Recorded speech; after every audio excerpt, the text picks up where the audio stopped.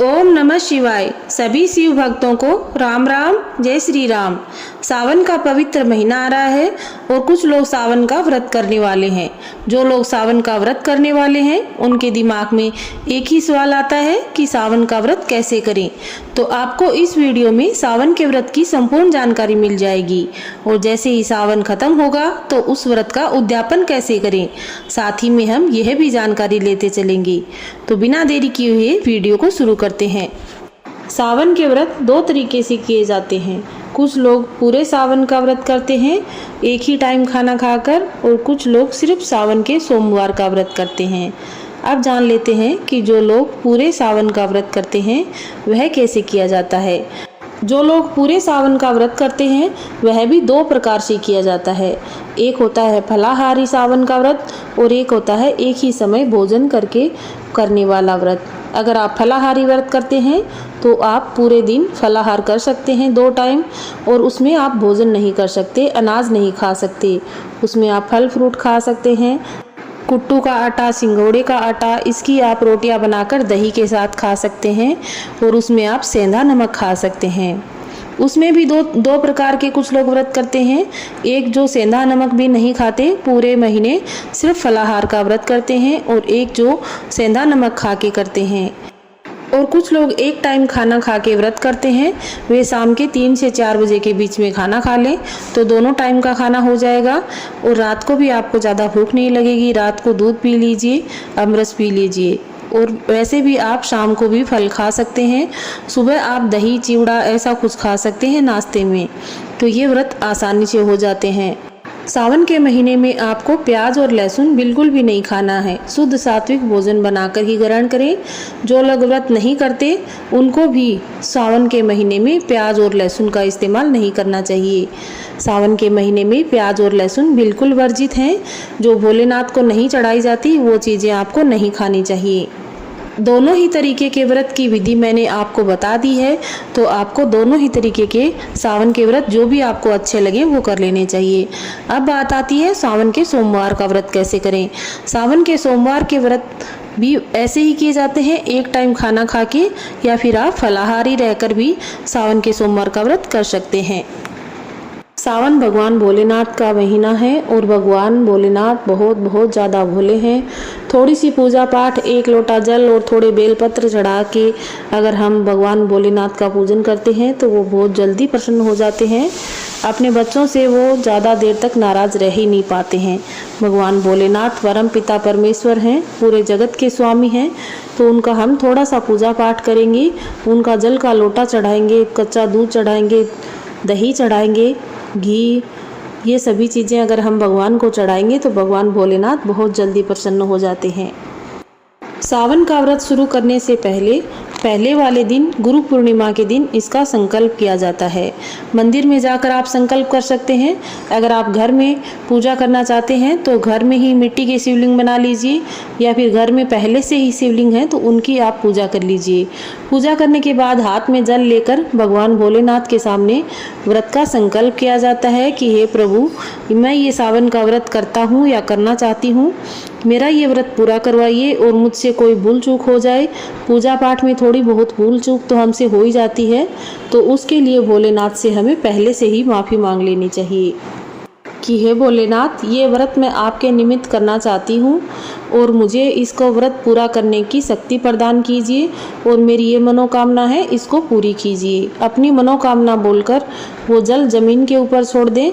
हाथ में जल लेकर ही ये संकल्प करना है और वह जल फिर जमीन के ऊपर छोड़ दें, और इस तरीके से भगवान का संकल्प किया जाता है। और फिर भगवान के सामने हाथ जोड़कर वहीं से आप घर आ जाइए और फिर अपने व्रत उठाइए। अगर व्रत आप अपनी श्रद्धा के अनुसार, अपने शरीर की शक्ति के अनुसार करिए। अगर आप एक टाइम खाना खा के व्रत कर सकते हैं तो वैसे करिए, नहीं तो आप भगवान भोलेनाथ की सिर्फ पूजा पाठ कर लीजिए और हाथ जोड़कर प्रणाम कर दोनों टाइम भी आप खाना खा सकते हैं। भगवान अपने बच्चों को कभी परेशान नहीं करना चाहते। जितना शरीर में सामर्थ्य है उसी के हिसाब से आप व्रत, तप और जप कीजिए। सुबह सुबह जल्दी उठकर हम स्नान कर लेंगे, फिर भगवान भोलेनाथ का पूजन कर लेंगे। पूजन के अंदर हमें दूध और दही अवश्य लेना है। दूध हमेशा भगवान को कच्चा ही चढ़ता है, तो गाय का दूध मिल जाए तो बहुत ही अच्छा। अगर उसके अलावा जो भी दूध आपके घर में आता है वही दूध आप ले लें। कच्चा दूध लेना है और उसी के साथ घर पे बना हुआ हमें थोड़ा सा दही भी लेना है। दूध, दही, घी और शहद और उसी के साथ थोड़ी सी चीनी मिलाकर गंगा जल डालकर हम पंचामृत बनाकर भगवान शिव जी का स्नान कराएंगे। पंचामृत से स्नान कराने के बाद भगवान को शुद्ध जल से स्नान कराएंगे। शुद्ध जल से स्नान कराने के बाद भगवान से चंदन का तिलक लगाएंगे। चंदन का तिलक लगाने के बाद भगवान को हम मोली अर्पित करेंगे। मोली अर्पित करने के बाद चावल चढ़ाना है और जो भी हमने मीठा भगवान के लिए बनाया है या फिर आप गुड़ चढ़ा सकते हैं। ये सभी चीज़ें भगवान को चढ़ाने के बाद हम भगवान के धूप दीप करेंगे। आप जो भी घर से दीपक लेके गए हैं, अगरबत्ती लेकर गए हैं, वो करिए और उसके बाद वहाँ पर बैठकर ओम नमः शिवाय या फिर राम राम, राधे राधे, जो भी आप नाम जपना चाहते हैं वहाँ बैठकर भगवान के पास थोड़ी देर के लिए कोई भी मंत्र का आप जाप करिए। इस तरीके से पूजा करने से भगवान भोलेनाथ बहुत जल्दी प्रसन्न हो जाते हैं। और ये सब पूजा पाठ करने के बाद आप घर आकर चाय, कॉफ़ी, दूध जो भी पीना चाहते हैं वो पी सकते हैं। उसके बाद आपने जैसे व्रत उठाए हैं वैसे आप व्रत का संकल्प किया है वैसे ही व्रत कीजिए। 1 महीने तक व्रत करना है और उसके बाद व्रत का उद्यापन करना है। और अगर आपने सिर्फ सावन के सोमवार किए हैं तो आपको सोमवार के व्रत का भी उद्यापन करना है और हर साल करना है। उद्यापन की विधि आप जान लीजिए। तो देखिए 11 जुलाई से सावन शुरू हो रहा है और 10 अगस्त को सावन खत्म हो जाएगा। तो 11 जुलाई से 10 अगस्त तक हम व्रत को रखेंगे, यानी कि 10 जुलाई को हम व्रत का उद्यापन करेंगे। तो उद्यापन में हमें कुछ सामग्री लेनी है। सामग्री में देखिए जैसे हमने पूरे सावन भगवान भोलेनाथ का व्रत किया है तो भोलेनाथ के हमें वस्त्र लेने हैं और माता पार्वती के भी हमें वस्त्र लेने हैं। वस्त्र का मतलब यहाँ पर है माँ भोलेनाथ के लिए आप पैंट शर्ट, चोला पजामा, धोती कुर्ता जो भी लेना चाहते हैं ले सकते हैं।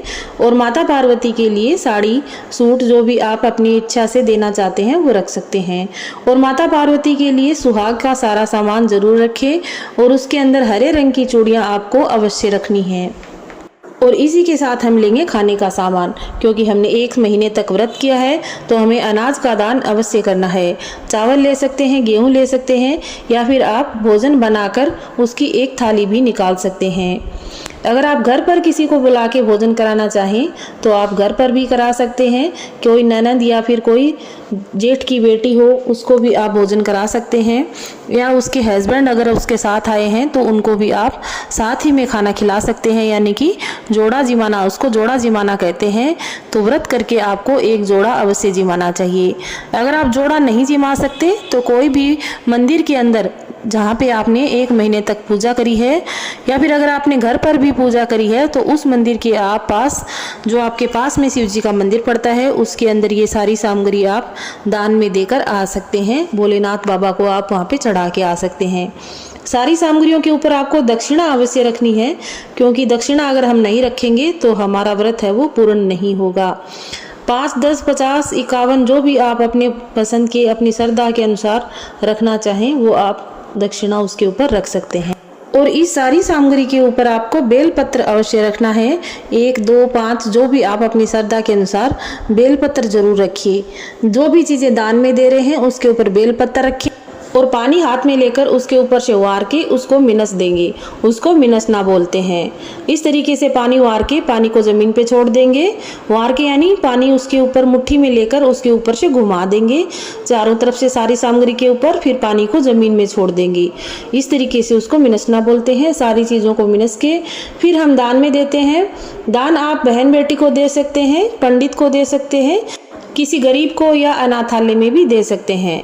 अगर आप इतना सब कुछ नहीं कर पा रहे हैं तो आप भोले बाबा के लिए सिर्फ जनेऊ और रुमाल ले जाइए। माता पार्वती के लिए आप चुनरी ले जा सकते हैं। उसके ऊपर बेलपत्र रखकर कुछ दक्षिणा रखकर दान आपको अवश्य करना है, तभी आपके व्रत का उद्यापन पूरा होगा।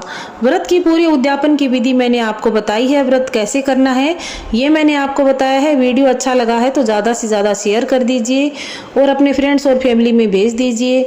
चैनल को सब्सक्राइब कर लीजिए अगर आप चैनल पे नए आए हैं। सावन के महीने में ऐसी ही और जानकारी प्राप्त करने के लिए और आपको रोज़ नई नई कहानियाँ सावन की हर महीने के हर दिन की कथा आपको यहाँ पे सुनने को मिलेगी, तो फटाफट से चैनल को सब्सक्राइब कर लीजिए। जय हो भोलेनाथ की। मिलते हैं नई वीडियो में, तब तक के लिए सभी भक्तजनों को राम राम, जय श्री राम।